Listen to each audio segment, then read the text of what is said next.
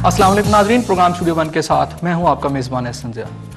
नाज़रीन, बाबा कौम कायदे आज़म मोहम्मद अली जिन्ना ने पाकिस्तान की तश्कील इसलिए की थी कि बरसगीर पाक हिंद के मुसलमान जो हैं उन्हें एक ऐसा खित्ता अर्जी मुयस्सर आ सके जहाँ पर वो इस्लाम के जो सुनहरी असूल हैं उसके मुताबिक अपनी आज़ादाना ज़िंदगी गुजार सकें। एक ऐसी सरजमीन जहाँ पर खुशहाली, तरक्की और इंसाफ के जो वसाइल हैं और जो ज़राए हैं वो तमाम मुसलमानों को और तमाम लोगों को मुयस्सर हों। लेकिन नाज़रीन, अगर हम देखें कि मज़ार कायद के साए के तले जो होने वाली खून की होली है, मुल्क के जो दीगर इलाके हैं वहाँ होने वाली जो दहशतगर्दी के वाक़यात हैं और तकरीबन 60 अरब डॉलर के बोझ तले, जो कर्ज़ों के बोझ तले हमारी जो पाकिस्तान की मईशत है, उसकी हालत ज़ार को देखते हुए यकीनन कायदे आज़म की रूह भी तड़पती होगी, मुस्तरब होगी। नाज़रीन, इस जो कौम है जो आखिरी सांसें ले रही है महंगाई, बेरोज़गारी और बदअमनी के जो मैं समझता हूँ मसाइल के तले, आखिर इसका ज़िम्मेदार कौन है? क्या पाकिस्तान के जो नागुफ्ता बेहालात हैं उसके ज़िम्मेदार आज के हुक्मरान हैं, या सियासतदान हैं, या इस मुल्क की अशराफिया है, या फिर खुद अवाम है जो नाअहल हुक्मरानों को बार बार वोट देकर इक़्तिदार में लाते हैं? क्या यही है पाकिस्तान?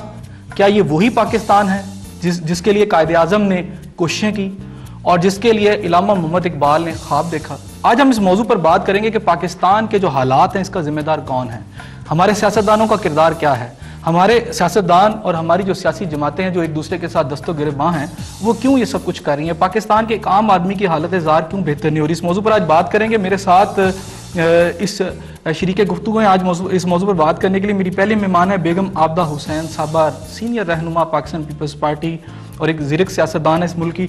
मेरे दूसरे मेहमान कामिल अली आगा साहब, सेनेटर, पाकिस्तान मुस्लिम लीग काफ से ताल्लुक़ है और मेरा ख्याल है किसी मज़ीद तारुफ के मोहताज नहीं। मेरे तीसरे मेहमान सैयद शाहीन अरवर गिलानी साहब, ये MQM के रहनुमा हैं और लाहौर और पंजाब में MQM के तमाम मामलात को देख रहे हैं। बहुत शुक्रिया जी, आप मेरे प्रोग्राम में तशरीफ़ लाई। बेगम साहब, आपने ओपनिंग सुनी, कौन है ज़िम्मेदार? हम सब जिम्मेदार हैं।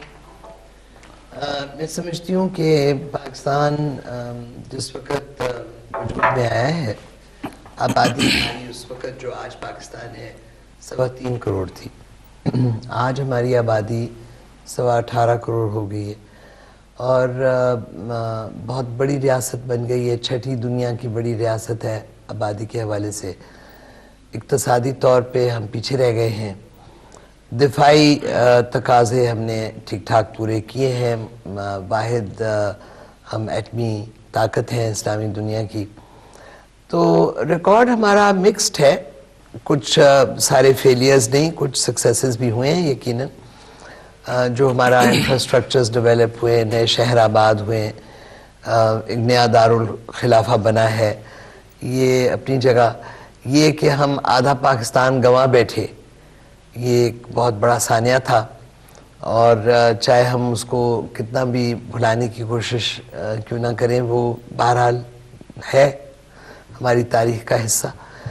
तो नाकामियाँ भी हुई हैं, कामयाबियाँ भी हुई हैं, लेकिन इस वक्त जो अफरा तफरी का आलम है और जो बेरोज़गारी है, जैसे आपने कहा महंगाई है, पानी गैस की किल्लत है, बिजली की किल्लत है, ये सारी बातें जो हैं ये इसलिए हैं कि इक़्तिसादी तौर पे हम पीछे रह गए।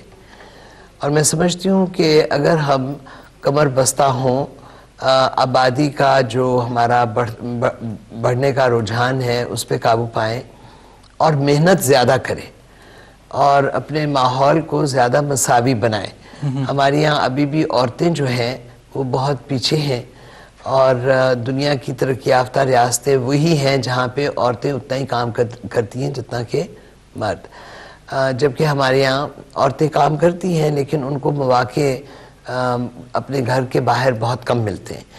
तो हम अपनी वर्क फोर्स को बेहतर तौर पे मोबिलाइज़ करें, मेहनत करें और सबसे बड़ी बात यह है कि हम दयानतदारी कायम करें। चूँकि पाकिस्तान में इस वक्त जो बड़ी ट्रेजिक सी बात हो गई है वो ये कि झूठ, बदउनवानी, धोखा, फ्रॉड ये बहुत आम हो गया है। अच्छा, ये क्या अवामी सतह पर है कि हुक्मरानों की सतह पर है? ये हर सतह पे, अवामी सतह पे भी है, हुक्मरानों की सतह पे भी है। यानी ये बेसिक आप रीज़न समझती हैं? میں نہیں، دیکھیے ریزنز تو بہت سے ہیں نا، کوئی ایک ریزن نہیں نہیں، ہم ہوتا. اگر اس کو بالکل پن پوائنٹ کرنا چاہیں اور یہ چاہیں کہ جی اس کی ذمہ دار اصل میں ہے کون، آج پاکستان 63 سال پہ جہاں کھڑا ہے عوام ہے کہ ہمارے حکمران؟ دیکھیے حکمران جو ہوتے ہیں، جب جمہوریت ہوتی ہے، ووٹ ڈلتا ہے تو عوام ووٹ ڈالتی ہے نا، عوام چناؤ کرتی ہے ان لوگوں کا جو کہ آگے ایوانوں میں جا کے اور حکومت بناتے ہیں. تو میں سمجھتی ہوں کہ اگر ہم نے ذمہ وار ٹھہرانا ہے تو پھر ہم سب ذمہ وار ہیں نا، جس میں عوام بھی اتنی برابر کی شریک ہے. یقیناً. رائٹ، آغا صاحب کی طرف چلتے ہیں. آغا صاحب، قائد اعظم کی وراثت، سیاسی وراثت، آئیڈیالوجیکل وراثت پاکستان مسلم لیگ آپ کے ساتھ کیوں ہے کہ نہیں قائد اعظم کی پارٹی آج بھی آپ اس کے کلیمنٹ ہیں؟ قائد اعظم نے 23 مارچ 1940 کو جو لاہور میں جلسہ کیا، انہوں نے ایک بڑا ان کے میں سینگس میں سے لیتا ہوں، انہوں نے بڑی اہم بات کی. انہوں نے کہا come forward as servant of Islam, اسلام کے خادموں کی طرح آگے آئیں، organise the people economically, socially, educationally and politically, یعنی سیاسی طور پر، تعلیمی طور پر، سماجی طور پر اور معاشی طور پر. And I am sure that you will be a power that will be accepted by everybody, کہ آپ ایک ایسی طاقت بن جائیں گے کہ جو ہر کوئی قبول کرے گا. پھر اس کو ہم یہ 4 پوائنٹ میں نے بتایا، معاشی طور پر، سماجی طور پر، تعلیمی طور پر اور سیاسی طور پر. ان جو 4-5 جو میں نے آپ کو یہ بتائے، ان تمام سیکٹرز کے اندر پاکستان کی حالت سب کے سامنے ہے. ہماری سیاسی جماعتیں کیا کر رہی ہیں؟ کراچی کے اندر خون کی ہولی کھیلی جا رہی ہے، دہشت گردی کا ایک لاوا ہے پورے پاکستان میں پھیلا ہوا ہے. تعلیم کے طور پر آپ دیکھ لیں ہم کہاں پہ پہنچے ہوئے ہیں، سماج ہمارا کہاں چلا گیا ہے. یعنی ایک بڑی شدت سے یہاں انتہا پسندی کی کیفیت ہے. بہت سارے جو قتل ہیں ان کو آپ دیکھیں، سیاسی قتل دیکھیں، دوسرے دیکھیں، انتہا پسندی اپنے انتہا کو ہے، اور پھر سیاسی عدم استحکام بھی یہاں پر ہے. تو کس طرح دیکھتے ہیں آپ اس سب چیزوں کو؟ دیکھیں بھائی، جب پاکستان بنا اس وقت تو پاکستان کی ایک ہی جماعت تھی، سمجھ لیں آپ، وہ مسلم لیگ تھی. یا مسلم لیگ تھی یا مسلم لیگ کے ساتھ تھے لوگ. ٹھیک. تو قائد اعظم نے تو ہمیں بنیادی طور پہ جو ابھی آپ نے ساری یونٹی فیتھ، ڈسپلن، وہ 3 جو انہوں نے ہمیں وہ دیے، میں سمجھتا ہوں کہ وہ بنیاد تھی ہمارے. لیکن بدقسمتی ہے، اس میں کوئی شبے والی بات نہیں. جیسے بیگم صاحبہ نے فرمایا کہ یہ کوئی ہماری قوم کوئی بالکل ناکام قوم نہیں ہے. ہمارے پاس بہت ساری کامیابی ہیں جو کہ اس دنیا کے اندر اگر اپنی امہ کو دیکھ لیں، مسلمانوں کو دیکھ لیں آپ، تو اربوں ڈالر روزانہ آمدنی والے ملک جو ہیں وہ کچھ نہیں کر سکے جو ہم نے کیا.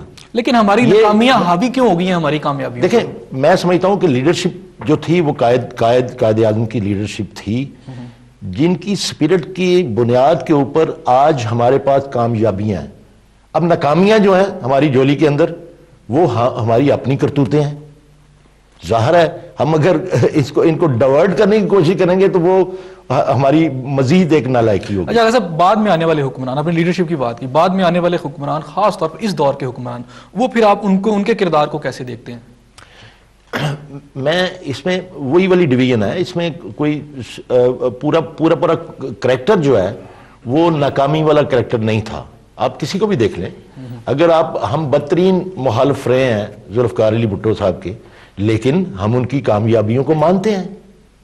جو انہوں نے یہ ہمیں ایٹمی قوت بنانے کے سلسلے میں جو انہوں نے اس قوم کو تدبر دیا، جو بنیاد رکھی، جو انیشیٹو لیا، اور پھر ایک بات اور ہے کہ انہوں نے جو ایک عام آدمی کو، ایک کسان کو، ایک مزدور کو جو انیشیٹو دیا، جو شعور دیا، وہ بھی ایک بہت بڑی بات ہے.